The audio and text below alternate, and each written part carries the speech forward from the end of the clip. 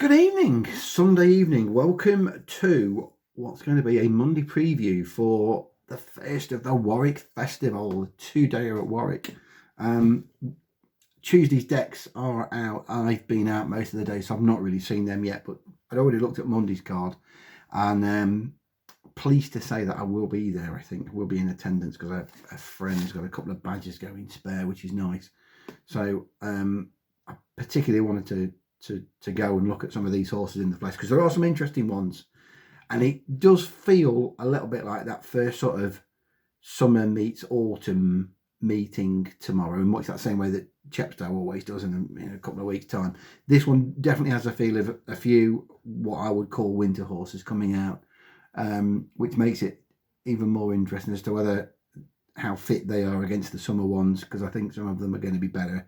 And no finer example than that really than in the first race, the 12:45, which is going to be a novice hurdle over 2 mile 5. Balagan's going to go off favourite for this after winning 2 of his 3 summer jump races, a winner at Uttoxeter and a winner at Market Race, and both times from the front. Questions to answer tomorrow for Balagan. Firstly, a double penalty to carry for both of those wins doesn't make it easy. Secondly, how will he respond to a more galloping track like Warwick? Wins have come at Uttoxeter and Market Race, and both fairly sharp tracks, and they suit front runners. And thirdly, the form of Neil King's Yard, which was going really well and now isn't going quite as well, and a couple of disappointments over the weekend, not least Kenyan Cowboy in the bumper at Plumpton, who's gone off under 4-1 and he's never picked a leg up, disappointing. Cubs win at Yarmouth on the flat last week. I thought might go a bit better than he did. Full Secret was awful at Plumpton yesterday. Ventura Magic pulled up at Fontwell last week. Gateway to Europe. Only second to 3. I can go on. So there are questions for me for Balagan at 9-4. And then you start looking at a few of the ones that's up against it, and they've got questions. Judex LeFou, last seen getting beaten at 4-7 at Musselburgh, that was back in February, seemingly with no great excuse. Tim Vaughan's runners are going a bit better this time around, but again, there are questions to be answered. Similarly, Perfect Predator, who was well beaten at Stratford on reappearance. There's bits and pieces of form from last year that make him the best horse in the race, but again, where are we with him? He's around about a 3 chance, and similarly, you're taking 3-1 in a plays about Achy Breaky Heart, who was second at Sedgefield over this sort of trip on quick ground, didn't get beaten far, but you want to take 3-1 about a Robin Dickin runner? They haven't had a winner for a year now, I don't think. So, I mean, they will have a winner again at some point, and maybe it'll be this one. I don't know. All told, the interesting one for me here is the Triple Pillar, who I saw finish second at Garthorpe back in February of 2019. Finished second, that's just point to point, and finished second to General Arrow that day.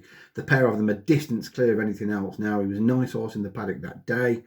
I'd sort of made mention of him in a piece afterwards as one that you need to be sort of keeping an eye on. Then he came out again at Garthorpe a month after and panned Sabbatical. The pair of them again well clear of the third, some 20 odd lengths clear of the third, and that marked him out as a really sort of smart prospect. If you look at the General Arrow form, if you want to go with that, General Arrow came out in a point and beat Law of Gold on his next start, and Law of Gold was one of the better pointers of last year. Won the John Corbett, ended up winning the champion novices, the John Corbett at Stratford. It's not hard to peg a mark of around about 115 on the Triple Pillar purely on those 2 point runs alone, because Sabbatical came out at Leicester earlier on in the year for Evan Williams and won by 15 lengths off a mark of 97. I think you can easily put a mark of 110, 115 minimum on the Triple Pillar. Now, there are a couple of bad runs since then that you need to forgive. One of them at Highworth with 3 mile where he pulled up, and then he ran out in his final point in March at High Easter when he was on with every chance. He ran through the wing, and it's hard to tell from the replay whether he got a quirk or whether he was short of room there, but either way I'm willing to forgive him. I've had a bit each way at 14 and 16 tonight. I could see him going off if he's fit, an 8 chance for this.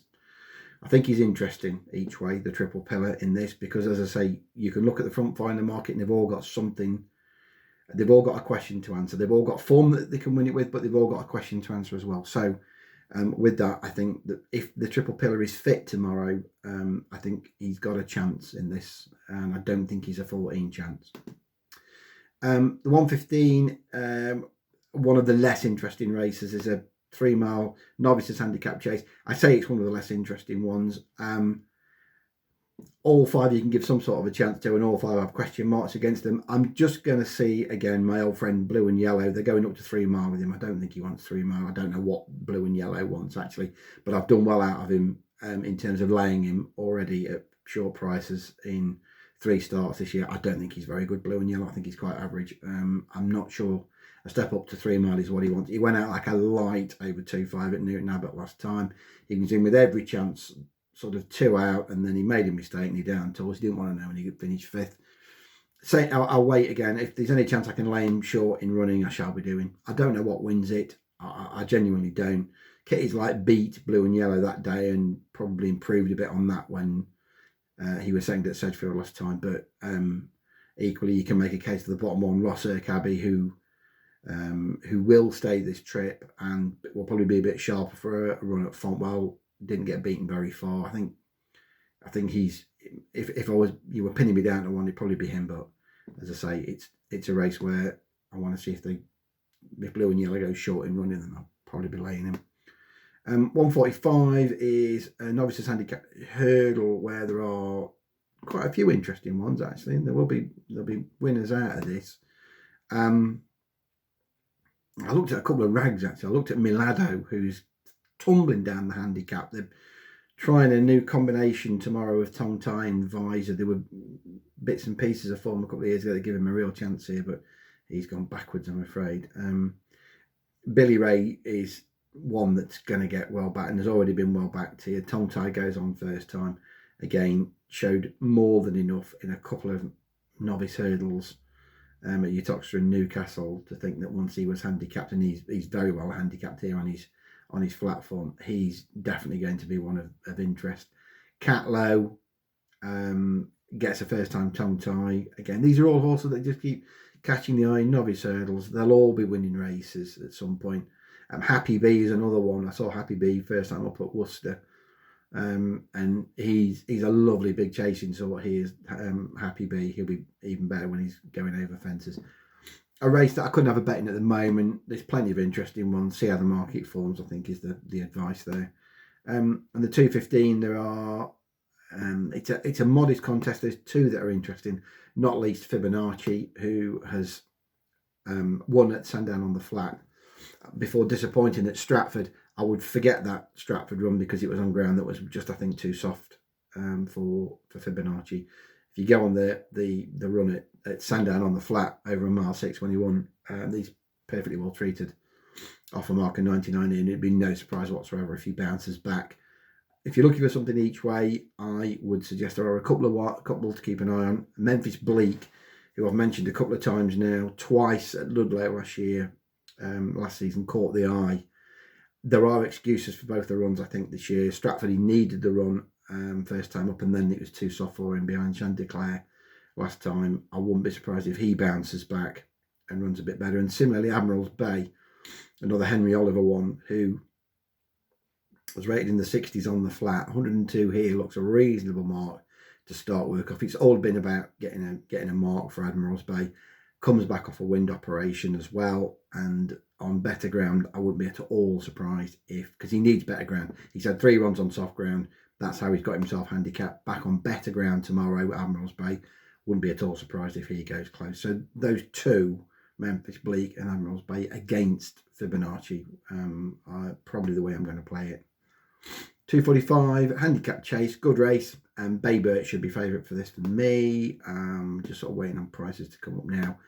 I think the Bayburt basically ruined her season last year by winning first time up at Chepstow, and then the handicapper gave her a right boot for that, and she just found life a lot harder after that. They tried her in a mare's chase at Market Raise, and that list of mare's chase. Heavy ground. The ground was desperate that day. She didn't handle it. She didn't stay. This is what she wants. She wants sort of 2.5 on decent ground, and she goes well fresh. She's won twice after a break. Last two times she had a break, she's come back and won. For me, she's a little bit better than most of these, and again, she's what I would sort of class, a genuine, not a winter horse because she doesn't want winter ground, but you know what I mean. She's a genuine sort of 140 plus horse when she gets her ground, and she's got her ground tomorrow. I think they'll have a go at making order tomorrow with this, because she's not going to give a lot of weight away to horses that are either on the downgrade or, to me, are sort of 2 grades below. So I think I'm definitely with the Bay Birch tomorrow. She's one of a couple of Matt Shepherd horses that's interesting tomorrow. The other one comes a bit later on the card. A 3:15, 2 mile 5 handicap hurdle. I've no doubt that France de Rev will be of great interest to a lot of people after her defeat of Kentford Heiress at Newton Abbot. Still looked a bit green actually there, I thought. Once she was given the office at the last, she was always going to win, but she looked like she had plenty more in the tank. Handicappers give her another 7. That's fair. She's not the only one that's unexposed though. Red Nika of Tom Lacey's, second to Allard, second to Allard, point to point winner, first run to him in a handicap. Marker 117 is not exactly a throw-in, but you'd expect that there's more to come. More to come there as well. Shah and Shah, Charlie Longson's just starting to not quite fire as they were doing beginning of August and into August. They've had a good time of it, but they're just starting to sort of struggle a little bit, and I don't know if the ground will be soft enough for Shah and Shah. I think if you want one each way here, and I thought I'd put this in around about 6 to 1, and you can get 8.5. I thought Minella Mojo has to go close, because he's had a couple of runs. Minella Mojo would have needed the first run at Uttoxeter on ground that would have been slow enough anyway, and it wasn't a terrible run behind Vancouver, but better again behind Espalion. Last time Espalion was well backed. I fancied Espalion last time. Was very well backed to Espalion, nicely treated. Was second to Espalion and only really gave best after the last. The pair of them had it between them. They were nicely clear of the third. I think that's reasonable form. The handicapper has nudged Minella Mojo up a couple of pounds for it, but I think that's fair enough. And if you go back to September this time last year, Minella Mojo was third here to Misty Bloom over course and distance. So has no problem with quick ground, no problem with the track, and that's reasonable form as well. I think Minella Mojo is about ready to win, and I think in a race where you'll get plenty of more pay first for, that looks knocking each way value to me. With 1 or 2 firms, to say you can get 8.5 with 1 or 2 firms. So Minella Mojo each way in that 3:15. And then the 3:45, which is my sort of a race really. It's a 0 to 105 handicap chase, 2 mile. Plenty of your old favourites here that have been on the go through the summer. Wisecracker, one of them, handicappers probably got Wisecracker about where he wants, and a gentleman you can't touch until he jumps off, but the talent is definitely there to win another race, even off this mark of 88. He'll travel well. A gentleman, he just doesn't want to put it in, and again, he just refused again at some of the last time. If he jumps off on terms, fine, he'll have chances. Plenty of fancy go as you please, but 100 to 30 looks short enough to me for a horse who, don't forget, they were trying over 3 mile earlier in the year, and now they're dropping back to 2. I don't know, there's a few too many runner-ups. Efforts on the card now for go as you please for me. Maybe a strong run 2 mile is what he wants. I don't know. There are others at massive prices that have got the odd bit of form that you can give them a chance on. Thomas Blossom twice. There's 2 bits of form. Second to Wisecracker at Hereford last November, and didn't run at all badly at Market Raisin in July. Got beaten 8 lengths by Little Stevie. In between those efforts, there's some terrible efforts. If he decides to put his best foot forward, 33 to 1 will look big. Similarly, Dragon Khan, I'd want 20 to 1 plus about Dragon Khan, but he wasn't done with at Southern when he unseated last time. There was a faller in front of him, and he was still going all right with 4 to jump. He's hard to win with an overall strike rate of about, I think he's won 3 from about 60 odd. sort of tempers your enthusiasm, but he's another one that often can travel well from the back in his races and not like he's going to get involved. So I wouldn't put you off a back to lay about Dragon Khan either. But the one I'm going with is Getaway to Nube, who I put up at Stratford 2 runs ago and won really nicely. It's her jumping that sort of stands out to me. She jumped well at Bangor the time before and just got a bit tired. She didn't get tired at Stratford. She ran away from Court Gerardo in the home straight, despite the fact Court Gerardo was travelling better than her.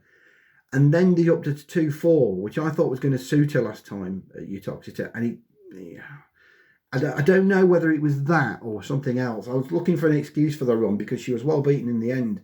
Now, it might be the trip. Equally, when I watched the replay back, twice they've omitted a fence at Uttoxeter, and they've moved the fence, and there's a path where the fence has been moved, and you can see where it's been moved from. And on both occasions, she jumps that sort of path, as it were. On the first occasion, it does her no harm because they're going no speed, but second time around, they're at full pelt, and she jumps it again. And I just wonder whether she tweaks something, because she immediately comes under pressure and she goes backwards.